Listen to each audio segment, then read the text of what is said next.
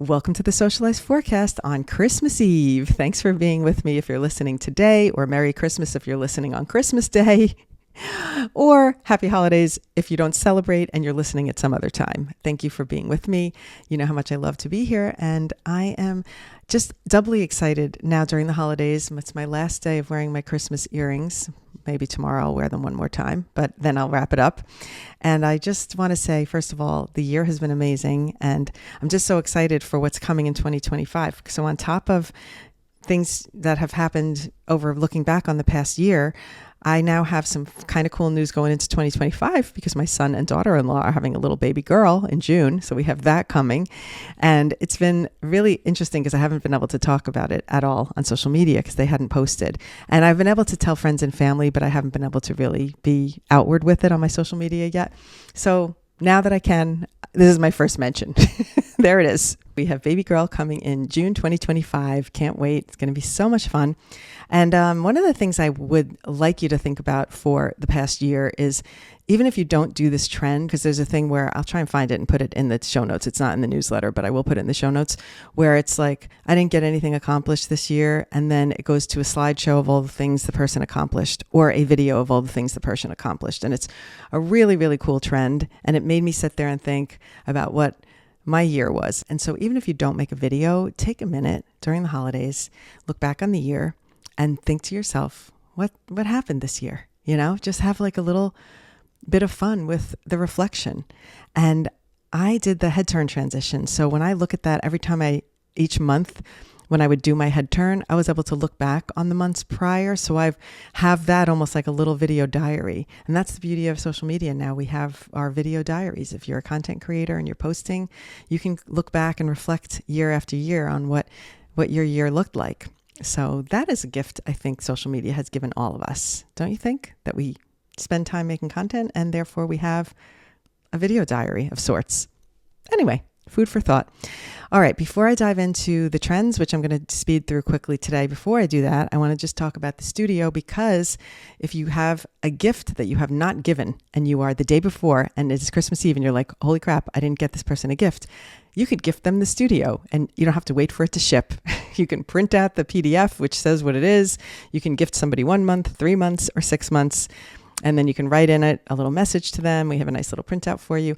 So easy to execute a gift. So ponder that and think about it if you have not given someone a gift and you need to do a last minute gift. What we did in the studio this past week, which was a lot of fun, was 2 Zoom sessions, because one of them was a free Zoom to learn transitions. And the other was the Ask Me Anything, where we sit and we have the cameras on. We have open discussion. Everybody brings to the table what their issues are for the week, or content creation concerns or ideas. And we have a really, really productive discussion. We have so many smart people in there that understand CapCut to some level, and in a lot of ways more than me. And so I learn a lot. We also have people with great creative ideas. So someone will ask something and I'll suggest something, and then someone else suggests something. So it becomes very, very collaborative, and we become greater than this. It's like the whole is greater than the sum of its parts type of thing. And it's what I really, really, truly love about it. There's such good people, supportive people. So if you're in the studio and you're a listener here, of course, thank you. I appreciate you so much. And hopefully we'll see growth in the studio in 2025. I really hope so. I have coming up a challenge for January, which is free to the people in the studio. But if you are considering and you don't want to commit yet, you can do the challenge. It's only $5. You can spend 7 days doing transition learning, which is we're going to learn a basic transition and then a little more complex one, basic covering the camera one, then a little more complex where something changes in the scene, and then a little more advanced where your outfit changes or something bigger changes. So we're going to take you on that progression, and I'm going to handhold you through it all. And then at the end, we're going to have a Zoom session where we all meet and talk about how we did, and who, if everybody has questions about their transitions in particular, we're going to have a whole open discussion. So if you are interested in the studio, but you're not ready to commit, this is a perfect opportunity to try that. And if you're in the studio, this is available to you for free. So join the challenge if you're one of my studio folks, because I think you'll have fun with that. Okay, on we go to the trends for today. Nice, fun one that I love when I see a trend that Julie puts here in the newsletter that I've seen on my For You page, because then I know we're both getting it And we're both in the same kind of For You zone. And this is a great family one for gatherings, whether it's a friend's or a coworker thing. You put tape on the floor of a square and you have blindfold like 3 people or however many people, and you see if they can march in place during the length of the song and stay within the tape. Hilarious to watch these people and they think that they're staying inside the square. So I want to try it actually and see if I can stay inside the square. I might do a solo. If I can't get anybody to do it, I'm just going to put a blindfold on, put my camera on, put some tape on the floor and go. And let's see what happens. That could be very funny. Actually, I just might have to do it. And maybe Jonathan can film me because he'll be willing. He may not want to play, but he'll be willing. Oh my gosh. Anyway, so this is going to be, the trends today a lot of them do group things because that is a really fun one for gatherings. And another one from TikTok is a dance where you can do it with friends and family. And this one group did booking a flight won't solve your problems. They put the text on the screen and obviously they had booked a flight and gone on a vacation and they're doing the dance. So grab the music, do a nice group thing and put some kind of a thing like seeing how you're going to solve your problems or any text on screen. You don't have to follow suit. You can be original. Fun. I did a transition this week that I don't even know if it was trending, and it was like the clothing flying on. I just want to say one thing about this because it's interesting. So you jump up and then the clothes fly on your body. And the one guy who I saw do it, I've seen this transition before. I've seen this outfit change before, and I did it in 2023 myself about a year ago. So I've seen it. And I think creators just recycle ideas. Let's do that clothing flying on thing again. And then they pick a different song and then they do it and that becomes a trend. And someone came in my comments and was like, oh, that wasn't the original creator. Well, no, because that wasn't even an original idea. So I just happened to see that guy do it. And it was like, oh, I'll do it to that song too, because he did it to that song. So I credited him, but he was not necessarily the original creator of the trend. But my response to that is, who knows at this point who the original creator of that trend is, because it goes back years. I've seen this on social media where the clothes fly on a person. I don't know who the first ever person to do clothes flying on. I mean, I'm never going to be able to circle back and find that person. So if you at least credit the person who gave you the inspiration, I think that's a fair way to operate on social media. A lot of people get touchy, like that wasn't the original person. I have a video of that, I forgot what it was called, but the guy is like, it looks like he's walking on air, dancing on air. And anyway, somebody comes in and said, that's not the person who created it. Are you kidding me now? Like, really? I can't spend 2 hours looking back in a million videos to look at the dates to figure out who the first person that ever posted about that. It's just exhausting to think. We're lucky if people do give a credit so that you can see it on their video that they weren't the original one, that other person is where they got the idea from. But however it goes, it's very hard a lot of times to find an original creator for something. So at least if you credit the person who gave you the idea, that's at least something that's kind and nice to do. Okay, I digress, but I was like, I'm not going to be able to spend time to find out who the original person was. Are you kidding me? It's going to take a whole day of my life, and maybe I'll never find out. Okay. All right, here we go. So next in the newsletter actually was just about the challenge. I already talked about it, so I'm going to skip over saying it again, and I'm going to get to the original content ideas. Yippee. So the first one is so easy. Like, you're wrapping presents. Are you wrapping last minute presents? Set up your camera and film it and do some stop motion for the presents wrapping. That would be so much fun. I wish I would have done that, but I'm already wrapped. So too late for me. But honestly, watching a stop motion tutorial is perfect for this, because you just wrap part of it, take your hands out, do the next part, take your hands out, and literally will look like the present is wrapping itself. Easy peasy. Do it if you haven't done it yet. If I get another present, I might do it. Just because, why not? All right. The next one is doing a festive vlog. Whether you have a day off for the holidays or the whole week off, make a vlog showing what you're doing to celebrate the end of the year. Fun. And it's so funny because I can reflect on my whole year, because I did that head turn transition. And so I have a year, every month I recorded something, and I can look back and say, oh my gosh, that's what I did in January. That's what I did in February. Oh, I was in Croatia filming in March. I can look through my year from my head turn transition. So making a vlog for anything is fun, because sometimes it'll be something that you can always look back on and say, oh, I remember when I did that. like sometimes you think you're going to remember everything and then you forget. So vlogs are great. And if you are trying to diversify and move yourself into other platforms, for example, YouTube, Lemonade, any of those, you're going to want to start putting your content elsewhere, and you're going to want to start thinking about your content maybe in a different way. So this is a perfect opportunity to do that with a vlog. And then the last thing is just a lip sync. So you can do the one, It's So True, with the celebrities finding their inner pop star. This lip syncs from Wicked that we've been doing. I've been doing them daily on the street in New York. So you can also find your own lip sync, and maybe you'll be the next trendsetter on a lip sync. Don't be shy. Have some fun. Lip syncing is like a sweet and easy way to make fast content. That's what trends are for, but lip syncing in particular, boom. But you've got to be good at it. So don't be the person that lip syncs and is out of sync, because that's pointless. The point is to be in sync. Lip sync, in sync. Oh my gosh, it's so much fun. All right, now let me look here on my phone and see what I posted in terms of tutorials this week, shall we? I'm looking in real time. Let's see.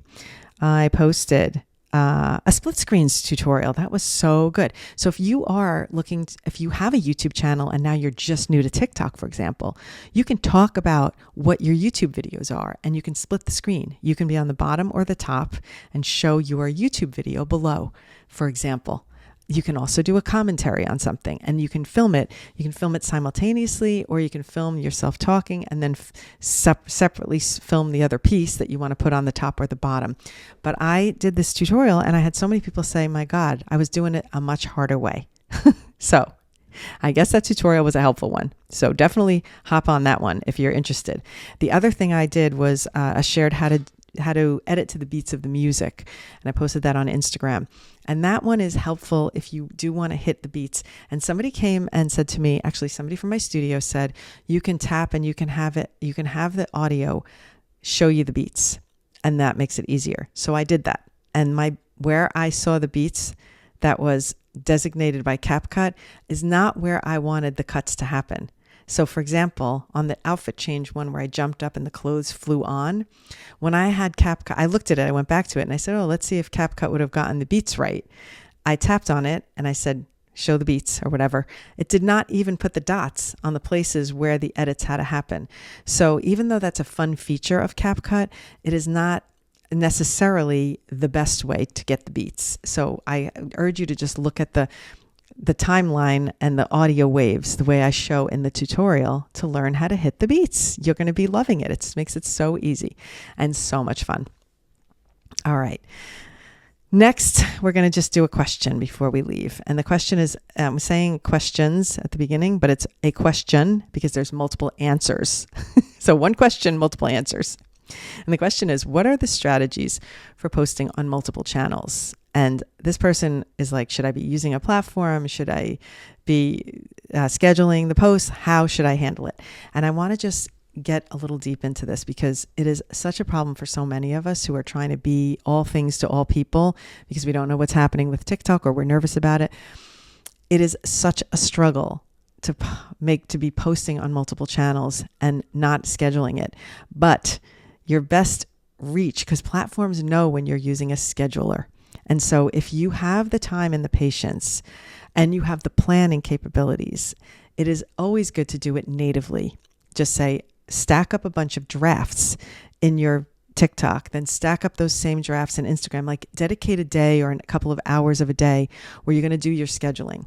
And it's not necessarily scheduling them using a platform like Sprout Social where you schedule it for all the platforms and then it goes automatically, which is an option.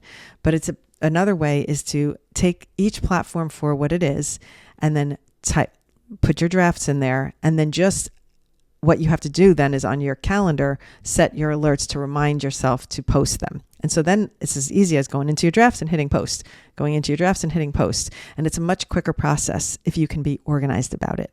So the nice part is YouTube, you can go in and schedule all your posts. Same with YouTube Shorts, schedule them. Perfect, right? Facebook posts, I think, can be scheduled. I don't know. Oh yeah, Instagram and Facebook posts can be together. They can be linked, and then you can use a scheduler right in Instagram. TikTok, you can go to desktop and schedule them.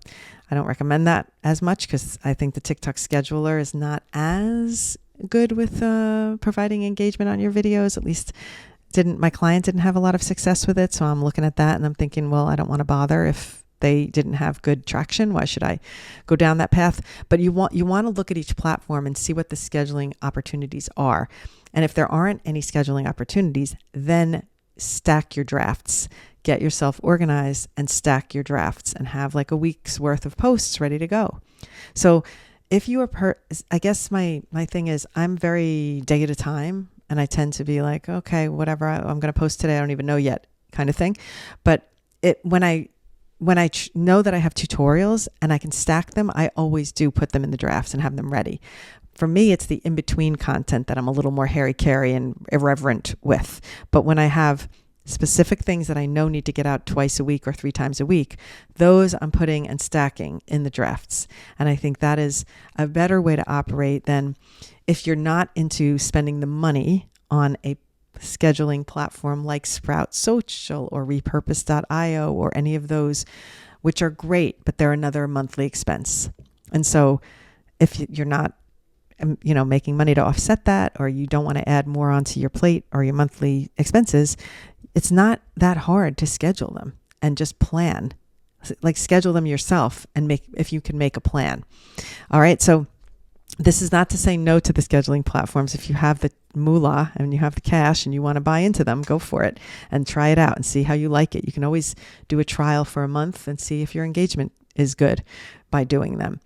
It's just me personally, I have other monthly expenses and I don't want to add that one on. So I'm very efficient. I go, okay, I have this video ready. I sit on Sunday nights. I stack up my videos for my YouTube. And then sometimes I sit on Sunday nights. Sunday nights are good for me. I get a lot done.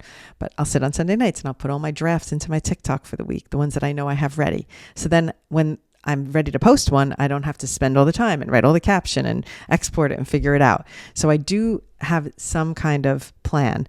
It's just that it's not using a scheduling platform like a Sprout Social. Okay, but if you want Sprout Social, give it a try. There's other ones. If anybody wants to recommend any, send them to me and I will share them in the next newsletter. And that is it for today. I'm going to wish you a beautiful holiday season. I will be back on Friday after the holidays kind of settle down. And I'm excited for what's coming in the new year. Thank you for being here.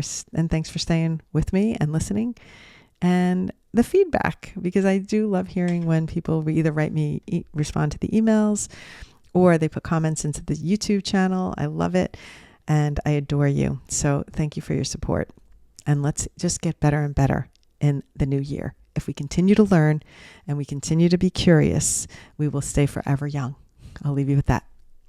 Merry Christmas.